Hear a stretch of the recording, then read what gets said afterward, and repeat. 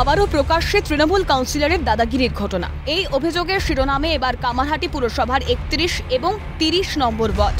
অভিযোগ, বেলঘরিয়া নন্দননগর এলাকার রাধারমন মিত্র বাজারে একটি স্টেশনারি দোকানের মহিলা ব্যবসায়ীর থেকে কয়েকদিন আগে ১০,০০০ টাকা দাবি করেন কামারহাটি পুরসভার ৩০ নম্বর ওয়ার্ডের কাউন্সিলর তপন আচার্য।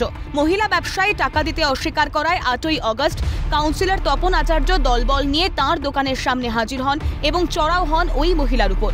অভিযোগ এমনটাই, এমনকি দোকানের ভাইরাল হওয়া সিসিটিভি ফুটেজে দেখা যাচ্ছে কাউন্সিলরের সঙ্গে ওই মহিলা ব্যবসায়ীর রীতিমতো ধস্তাধস্তি চলছে দোকানের জিনিসপত্র রাখতে দেওয়া নিয়ে। যদিও এই ভাইরাল ভিডিওর সত্যতা সিএন যাচাই করেনি, তবে এই অভিযোগ ওঠার পর ঘটনার বিবরণ নিতে ঘটনাস্থলে হাজির হয় সিএন।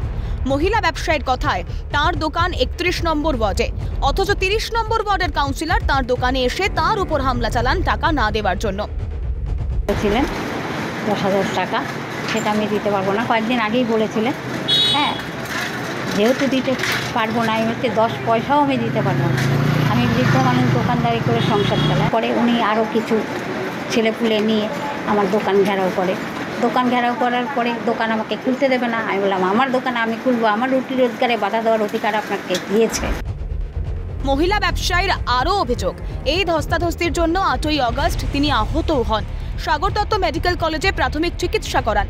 বেলঘরিয়া থানায় কাউন্সিলরের বিরুদ্ধে লিখিত অভিযোগও দায়ের হয়, যদিও অভিযুক্ত কাউন্সিলরের দাবি অভিযোগ সম্পূর্ণ মিথ্যে।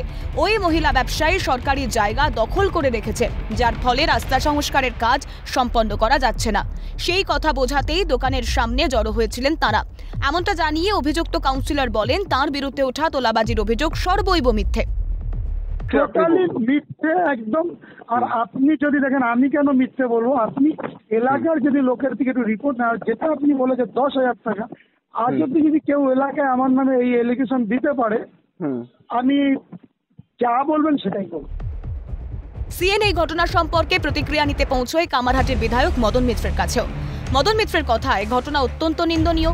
তিনি মহিলা ব্যবসায়ীর উদ্দেশ্যে বলেন, কাউকে কোনো টাকা দিতে হবে না। অপরদিকে অভিযুক্ত কাউন্সিলরের উদ্দেশ্যেও তিনি বলেন, কাউন্সিলররা ভুলে যান যে তাঁরা পুরসভায় মানুষের প্রতিনিধি, তাঁরা পুরসভার প্রতিনিধি নন। শুনে আমি খুব আশ্চর্য হয়ে যাচ্ছি, রাজা স্তম্ভিত হয়ে যাচ্ছি আমি, যে সত্যি এরম হয় আমি খবর নেব, বেরোচ্ছি, বলবো আপনাকে কাউকে টাকা দিতে হবে না, আপনি আপনার লিখিতভাবে যা আছে আপনি আমার কাছে জমা দিন। প্রশাসনের জন্য যদি হয়, তার জন্য পৌরসভা থেকে লোক যাবে, পৌরসভা থেকে যাবে, তারপরে ইঞ্জিনিয়ার যাবে। এটা তো পৌরসভা যারা, শুনুন একটা কথা, কাউন্সিলর যারা হয় তারা হচ্ছে পৌরসভায় মানুষের প্রতিনিধি।